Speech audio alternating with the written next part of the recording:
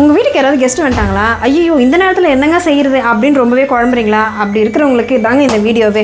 First நம்ம எப்போவுமே டயர்டாக எங்கேயாவது போயிட்டு வரும்போது என்னடா சமைக்கிறதுன்னு யோசிக்கிறவங்களுக்கு இந்த வீடியோவை பார்த்தாலே ரொம்ப ஈஸியாக தெரியும். 4 பொருளை வச்சு ஒரு சட்னியை போட்டு டக்குன்னு இட்லியை சுட்டு நம்ம சாப்பிட்டுன்னு வச்சுக்கோங்களேன், வேறு லெவல்.